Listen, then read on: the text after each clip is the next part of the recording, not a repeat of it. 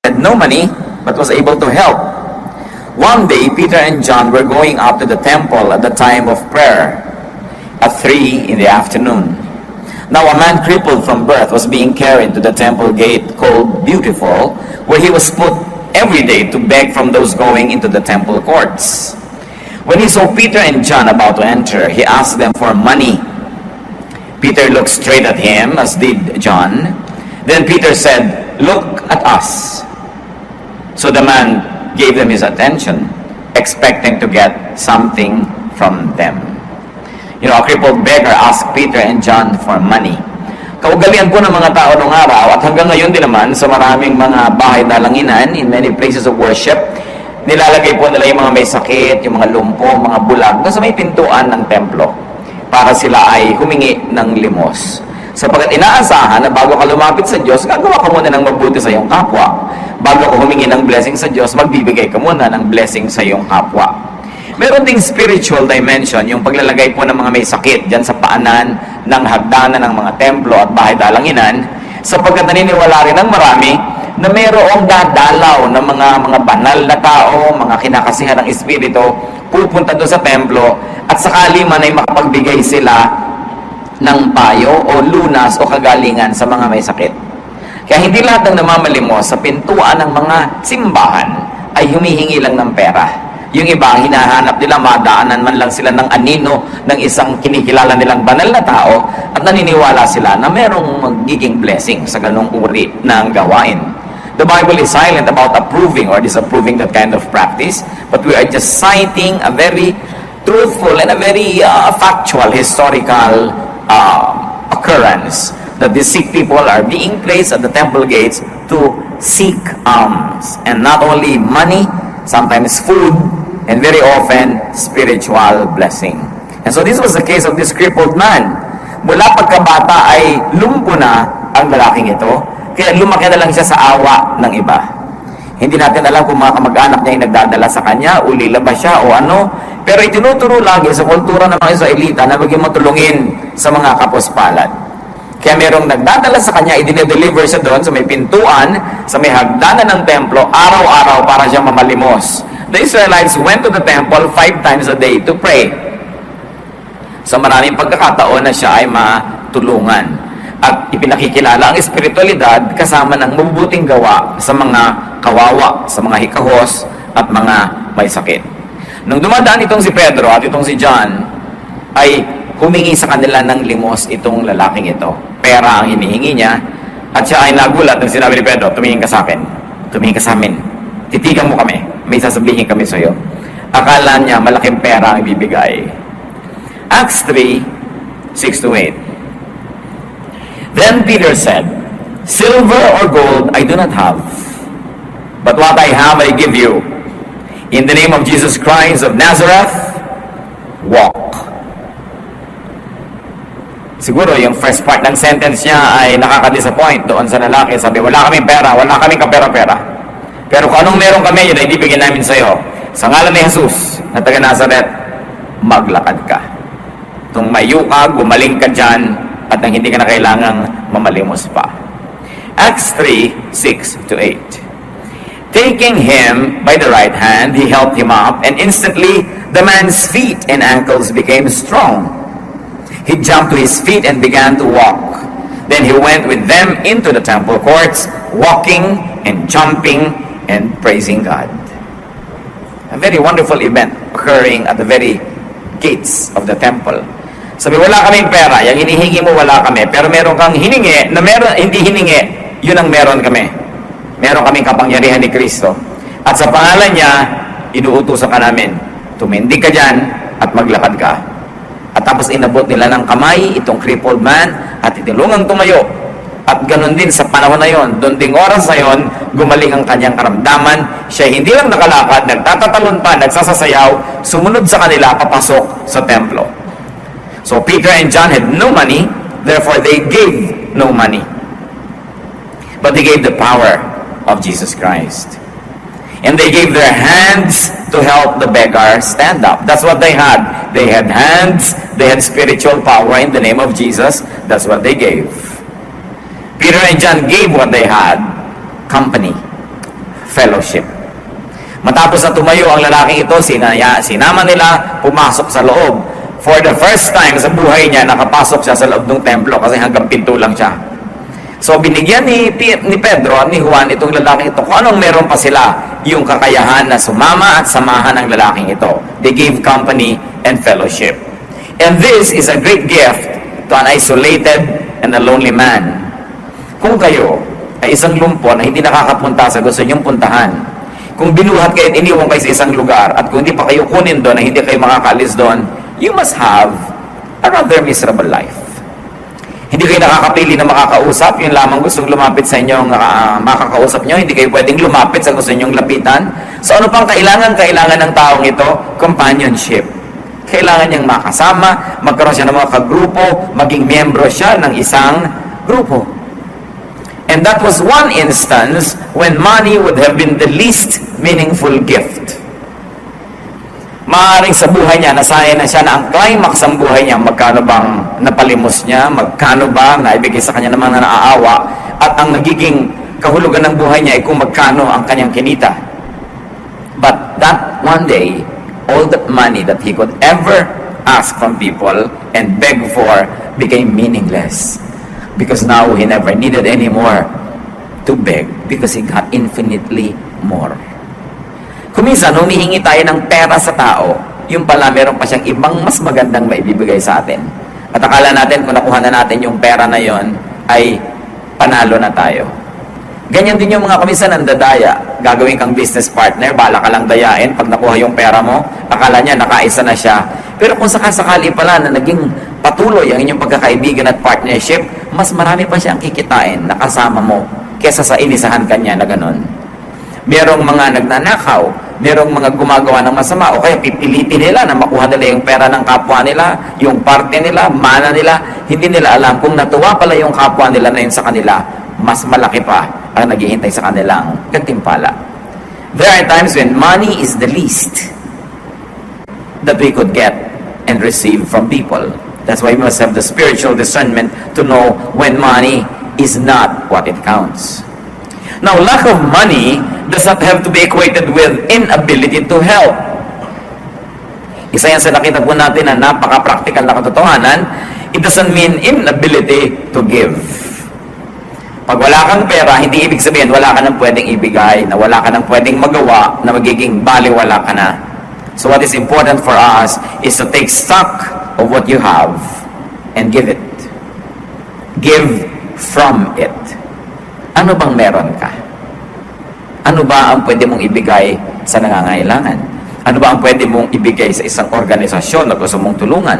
Ano ba pwede mong ibigay sa isang church? Sa iyong bayan, marami pa. Punong-puno po ang Biblia ng mga kautusan at mga katuruan tungkol sa pagbibigay ng kung anong meron ka. 1 Timothy 6:18-19, command them to do good, to be rich in good deeds, and to be generous and willing to share. In this way, they will lay up treasure for themselves as a firm foundation for the coming age. So, dapat daw palabigay ang tao sapagkat yan lang ang paraan na nakapag-impok siya ng kayamanan para sa darating na panahon. Doon sa panahon na walang hanggan, sa panahon na uuwian ng lahat ng nilalang. Sabi, iutos sa kanila, turuan niyo sila na laging gumawa ng mabuti. Maging mayaman sila sa pamamagitan ng mabubuting gawa. Palabigay. At handang-handa na ang kanyang mga tinatangkilik na mga magagandang bagay ay partihan, hatian ang kapwa. Proverbs 19:17, he who is kind to the poor lends to the Lord, and He will reward him for what he has done. Ang mabuti pala sa mga mahihirap, palabigay, ay nagpapautang sa Diyos. At napakasarap magpautang sa Diyos dahil hindi siya nanunuba. Lagi siya nagbabayad, may sobra pa. Because God will never permit Himself to be any man's debtor. He will never permit Himself to be indebted to any human being. That's why when you give to God, it becomes a very, very wonderful and sure investment. Now, to give to the poor doesn't always mean to give money, and poor doesn't always mean poor in material wealth.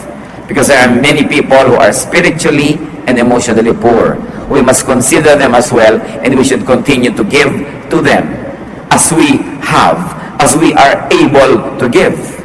Proverbs 11:24, one man gives freely, yet gains even more.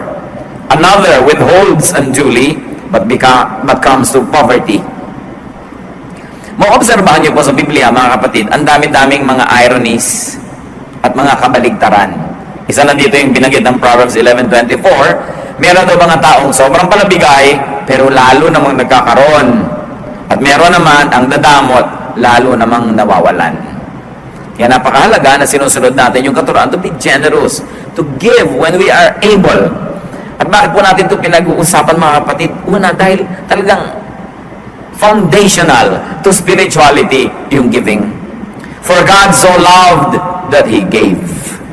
Yan ang isa sa mga definition ng loving, giving.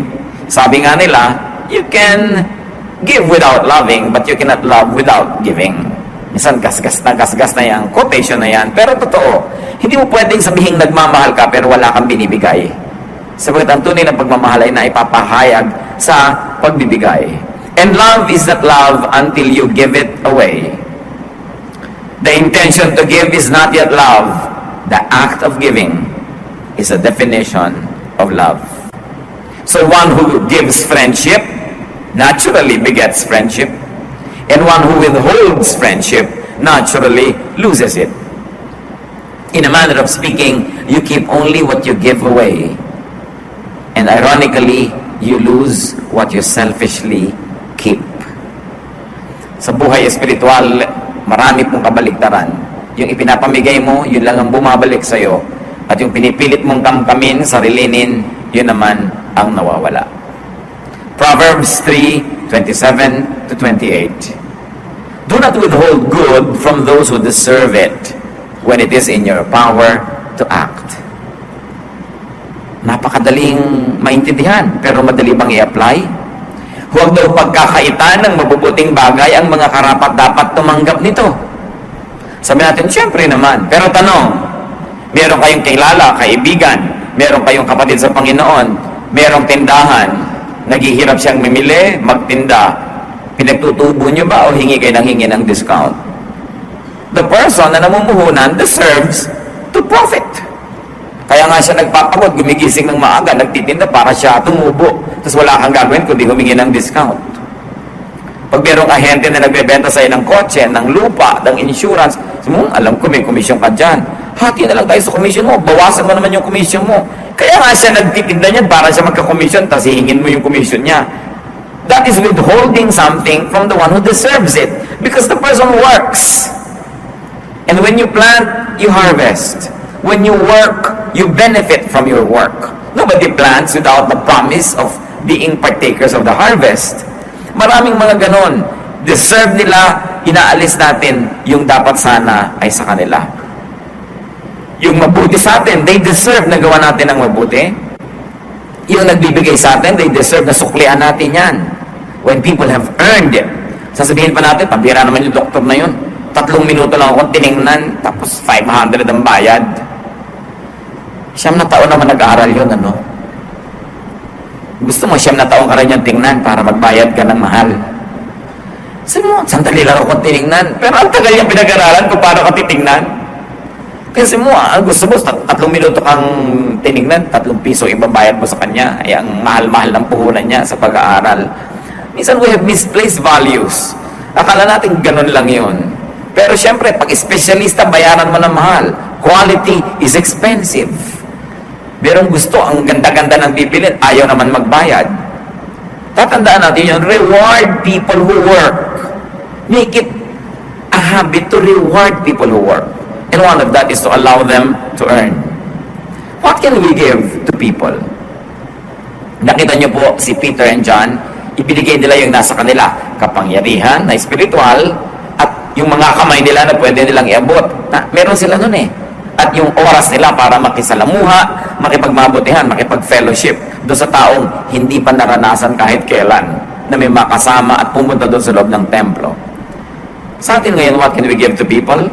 And I like you to think of people you love, those who love you, those who are good to you, and those who you think you are good to. We have to give people attention.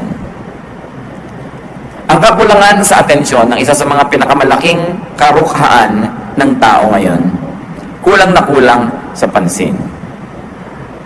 Marami ngayong mga bata lumalaki, isa lang yung magulang na kasama sa bahay dahil nagtatrabaho sa malayong bayan. Kumisa nga, parehong wala pa. Kulang sa pansin. Maraming mga asawa, kulang sa pansin. Maraming mga magulang, kulang sa pansin. Ewan ko lang, kung i-score natin yung sarili nyo ba, masasabi yung kulang ka sa pansin? Marami nun, kung aaminin lang natin yon. We always think we get less attention than we deserve or less than we want. So it's an epidemic. But it's so sad when it's your very husband or wife, your very girlfriend or boyfriend, your very friend, your very relative, your very office mate, housemate, classmate, yung hindi natin nabibigyan ng attention. We can write, we can call, madali mag-text, and some even YM, mag-chat, so that we can minister to give comfort. You can give comfort. We can give company. It's very important to give people companionship. We can give them connectedness and connection. People like to connect, so they like na may kasama, may kausap, may kasabay. People need affirmation, and we can even give them entertainment.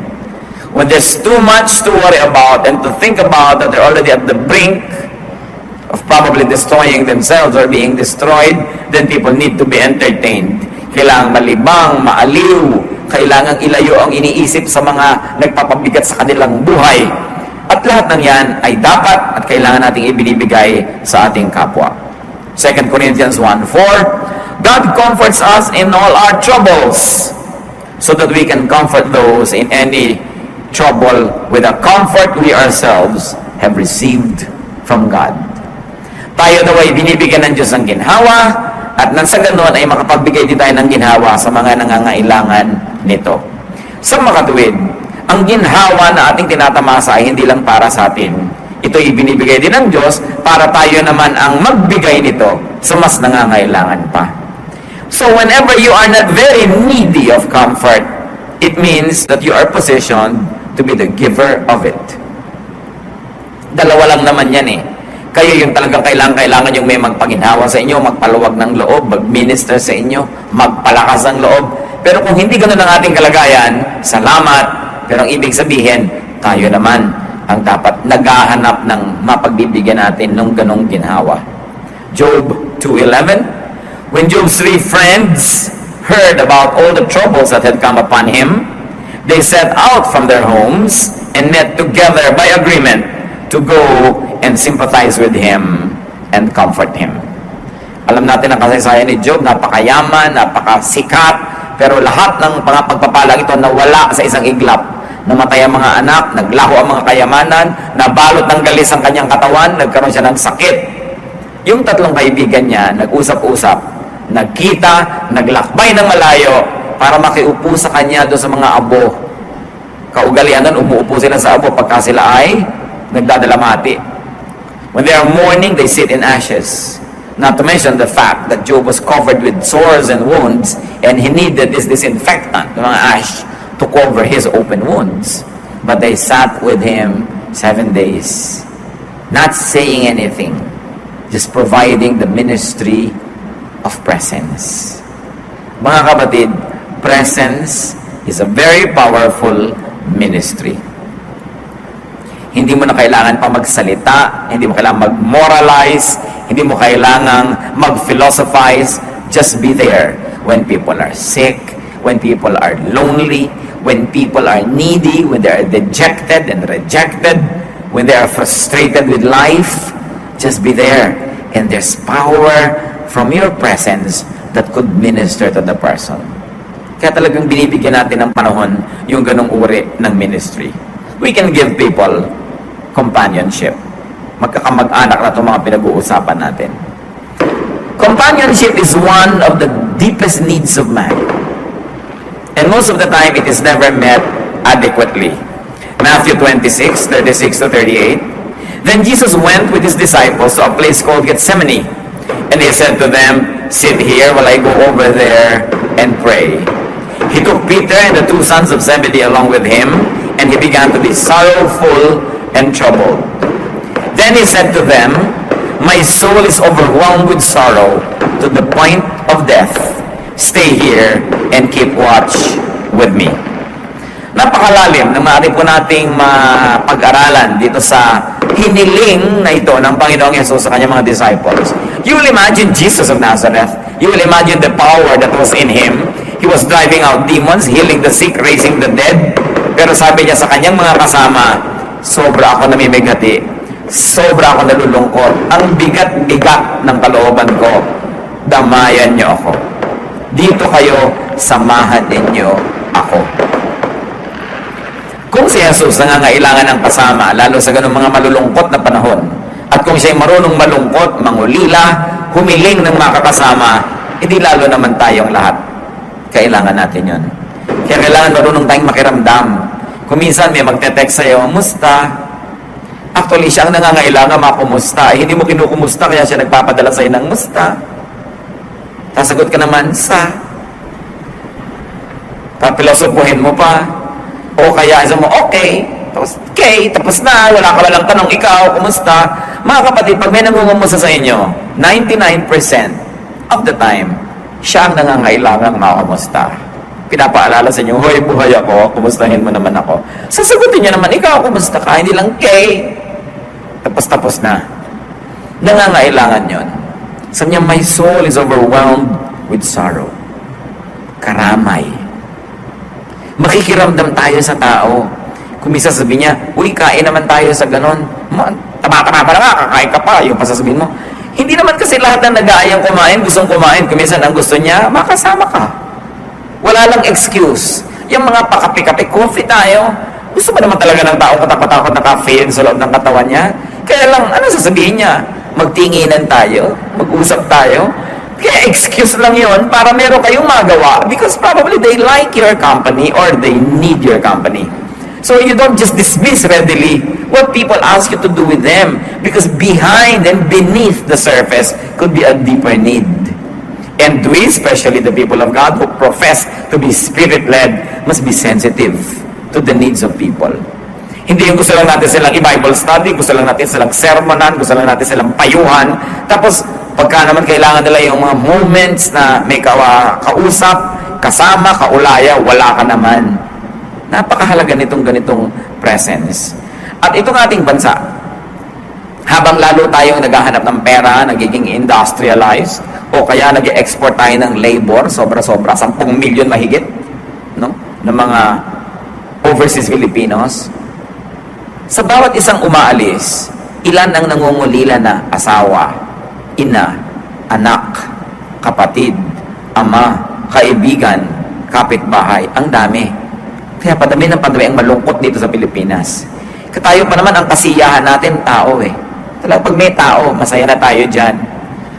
Eh yung mga tao nang nawawala. Kaya yung mga natitira, kailangan nagtutulungan lalo. And we minister to one another.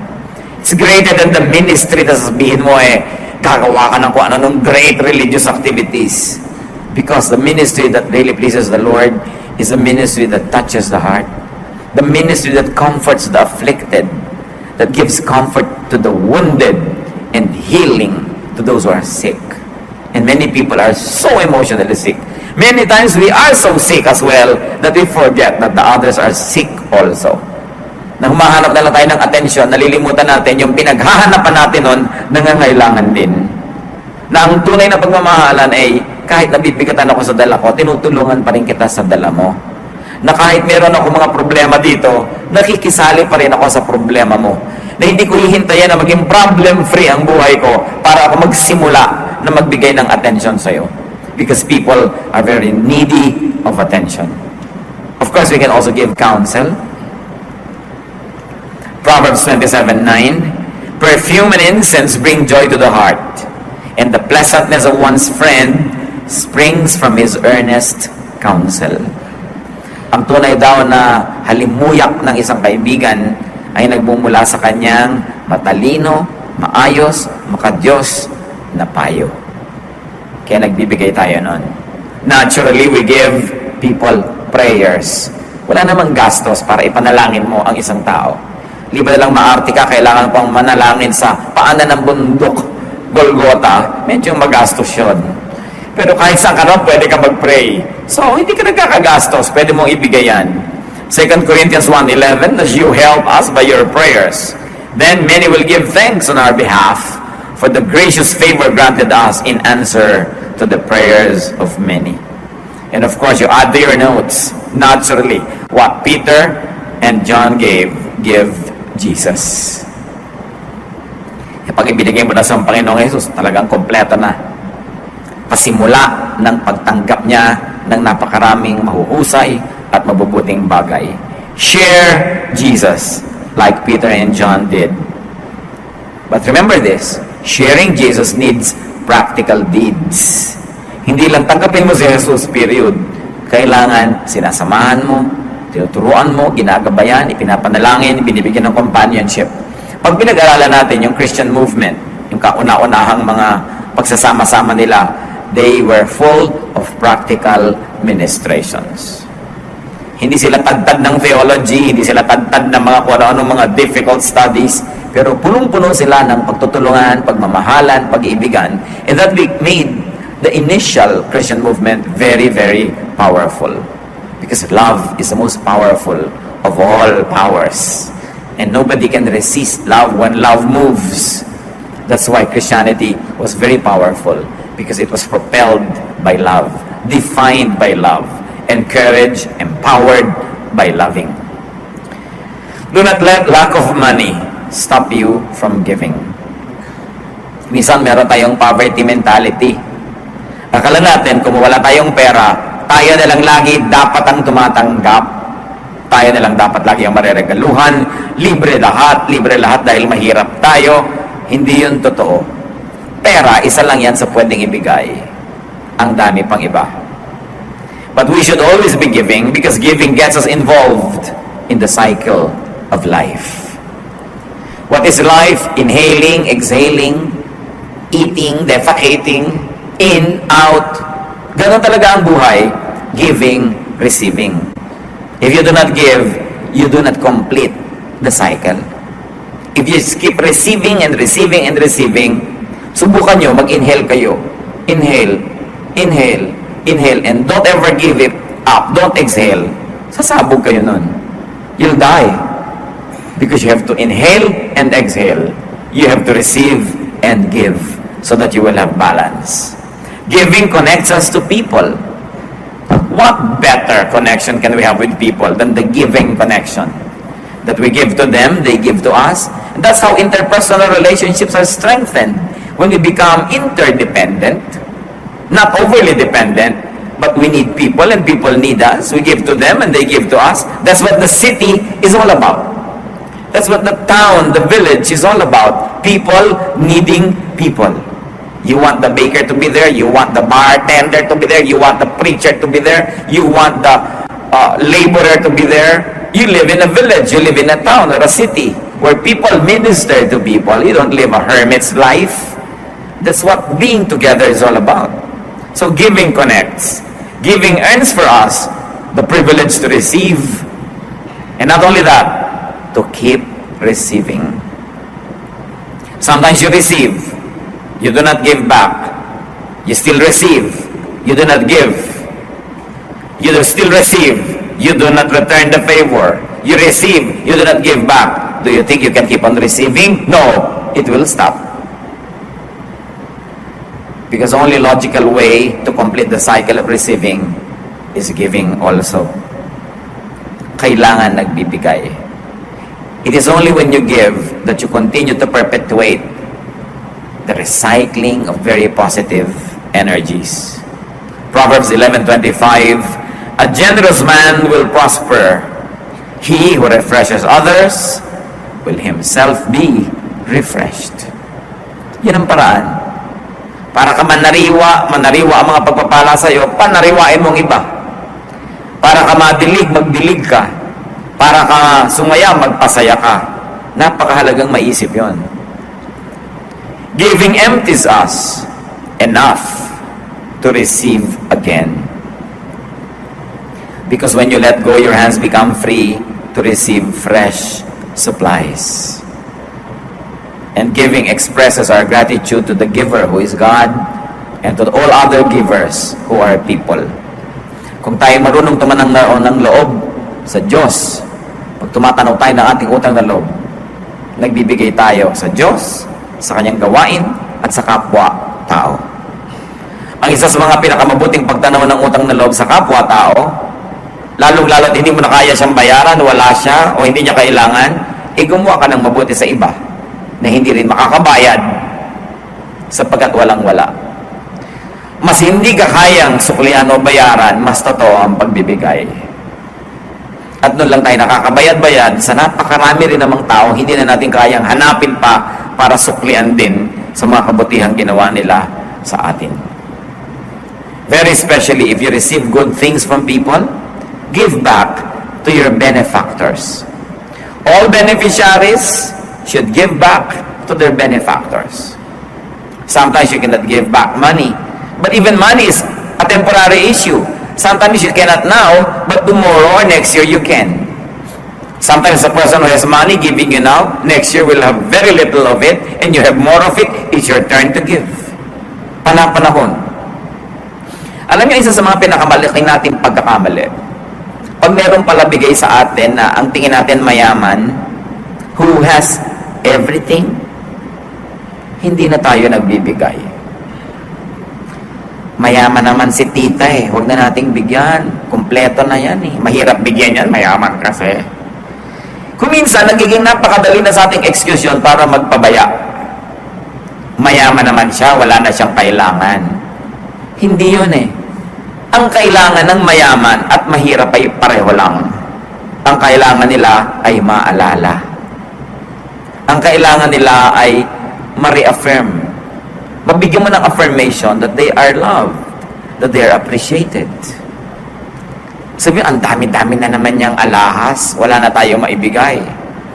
Hindi bigyan mo ng chicharon. Hindi excuse yun. Bigyan mo na isang santol. Bigyan mo ng 5 pirasong butong pakwan. May ribbon. Nakalagay sa magandang lalagyan. Ang sinasabi lang doon, naalala kita. Kung gusto niyo mga kapatid na maging thoughtful, ang daming pwedeng ibigay sa kapwa. Many of them don't have to cost money. Makapulot ka ng magandang tuyong dahon, sulatan mo ng pentel pen, God loves you, and so do I. Diba? Saya naman makatanggap ng ganon. Yung iba, akala nyo kung may pera yung kapwa nyo, mataas ang posisyon, maraming damit, maraming gamit, pwede nang hindi regaluhan. Palusot lang yon. If you really like to give, you give to the poor, you give to the rich. Because the rich man, like the poor man, needs love. We all just need love. A little bit more of it, if possible, a big bit more of it. That's what we want. And you can never go wrong when you give love. At yan kuminsan ang problema na hindi naman dali-dali at madaling isinisiwalat ng mga makapangyarihan, sikat o mayaman. That their relatives, their friends, and people around them don't give them anything anymore just because they think they are self-sufficient. No man is an island, therefore no person is self-sufficient. Ang lahat, kailangan ng kahit konting pagtingin. Kahit pa sila, mga sasabihin nyo, makapangyarihan. And a person who gives will not run out of goods and will not run out of friends. It is the selfish who runs out of love. Yung makasarili, ang meron ng kaibigan, nawawala pa. Meron ng nagmamahal, nawawala pa. Kasi ang pagmamahal man, humihingi rin ng katapat na pagmamahal. Ang text naghihintay ng sagot, di ba? Ang sulat naghihintay ng sagot. Yung ginagawa mo na pagbibigay ng mabuti sa iyong kapwa, aminin mo mat hindi, naghihintay ka rin ng sukli. Kahit yun ay thank you, kahit yun ay isang kiss, kahit yun ay kotse o bahay o anuman, dapat sinusuklian. At hindi lang pera ang panukli. Actually, yun talaga pinag-uusapan natin dito. Don't ever have the excuse that just because you don't have enough money, you are already free from your obligation to be nice. Na magsukli. Give what you have. Tulad nila Peter. If not money, then service. 1 Peter 4:10, Each one should use whatever gift he has received to serve others, faithfully administering God's grace in its various forms. Madalas mangyari ito sa magkakapatid. May sakit ang magulang nyo. Hili-hilian kung sino magpapa-hospital. Pakiramdaman kung sino ang pinaka hindi makakatiis. Bumubula na yung bibig ng magulang, nangingisay na, kulay asul na. Wala pang nangunguna kasi kung sino magdala sa ospital, siyang magbabayad. Pakiramdaman. Mga kapatid, siguro hindi naman mahirap isipin ganito. Natural, yung mas maraming pera, yun ang meron siya eh. Siguro mas maaasahan talaga na siya ang magbibigay. Pero ikaw na walang pera, di ikaw ang magbantay. Ikaw na yung magpabarot pa rito, mag-ayos-ayos. Kasi wala ka nang kontribusyon na pera. Give service. Sa magkakapatid, lagi nagkakahilian, ay si ate maraming pera yan, ay si junior, yan ang maraming pera, yan ang paggastos yan. Eh, anong kontribusyon mo doon? Kailangan meron. Kung hindi ka makakapagbigay ng pera, serbisyo. Mahilig kayo maglinis ng mga nicho-nicho dahil November 1, hindi ikaw makakapagbigay ng pintura, ng makalburot, kung ano-ano. Hindi ikaw magkulkul doon, maglinis tayo, magsawa, mag-abroad, at hindi magbigay ng number kung nasan siya, dahil talagang nagsawa na. Huwag nyo namang sobrang asahan, yung naaasahan. Tapos lagi natin pinapalusot, yung nagpapalusot, because that is not God's justice.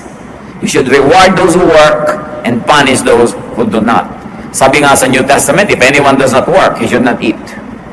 Talaga ang higpit ni Paul sa kanyang mga bagay. Pero dahil napakarami man talaga, abusero. If you cannot give money, then give other goods. Meron naman dyan, pupuntahan pa ng doktor sa bahay nila, doktor, wala po kaming kapera-pera, pasensya na kayo, talagang mahirap lang kami. Diba? Pero meron naman kayo dong mga prutas, pwede nyo nibigay. Meron naman kayo antik na kama, di ibigay nyo. At sa lagay, libre na lang, meron mo kayo pwedeng ibigay, ayaw nyo pa rin ibigay. So paglingkuran mo kami, pero yung amin pa rin. You must always give value for value. You must never try to escape responsibility. Kung meron kayong pwedeng ibigay, ibigay nyo. Huwag kayong mang palibre. Laging meron yan. Goods, service. Philemon 1:17, si Paul, nung merong isang runaway slave na naging Christian, pinabalik niya doon sa amo. Sabi ko, kilala ko ng amo mo. Sasabihin ko sa kanya, huwag ka na niyang idemanda, huwag ka na niyang parusahan, tanggapin ka na lang niya. Sabi niya sa 1:17, Philemon, so if you consider me a partner, welcome him as you would welcome me.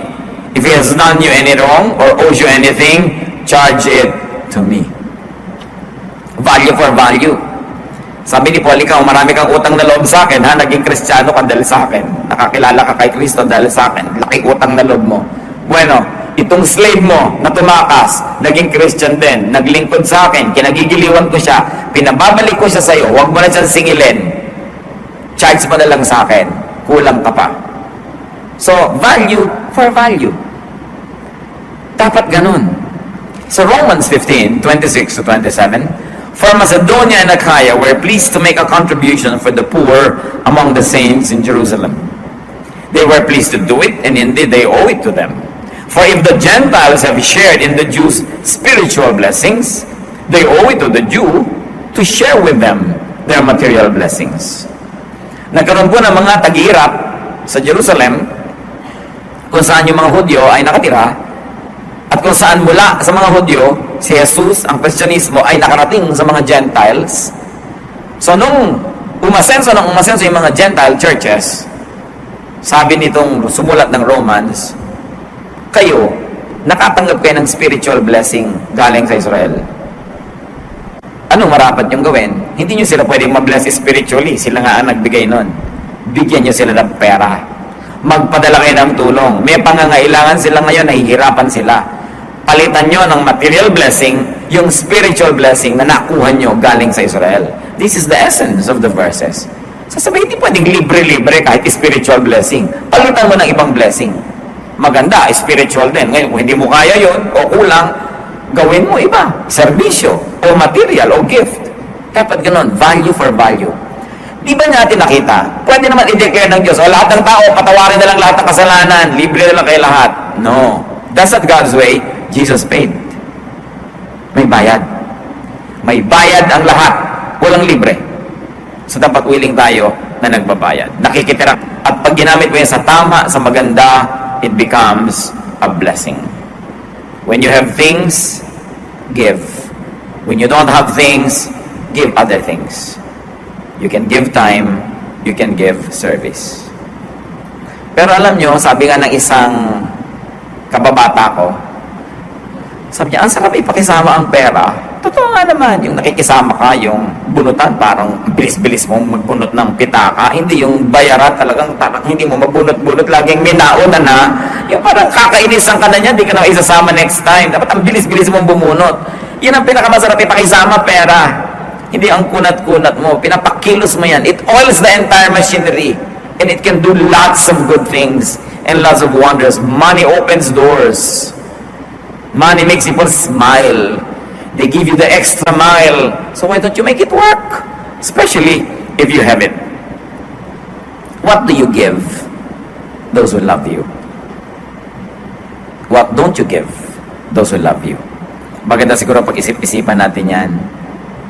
Meron ba tayong mga napapabayaan na suklian, mahalin?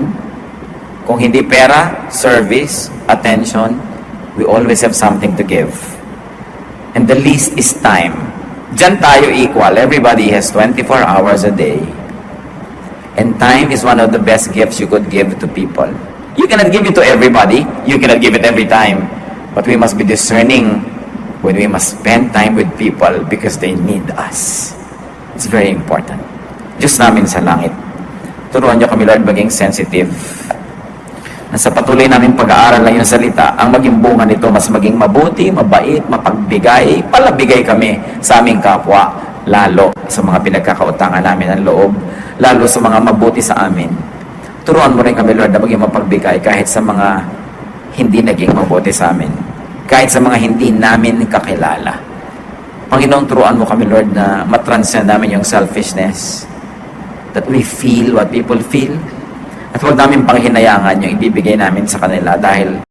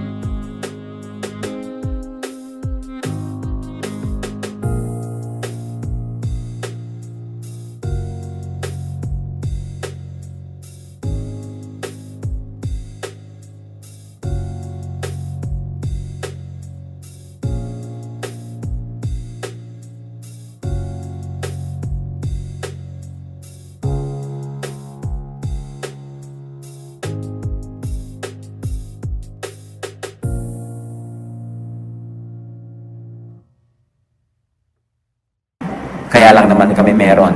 Nauna na kayo, binigyan nyo na kami.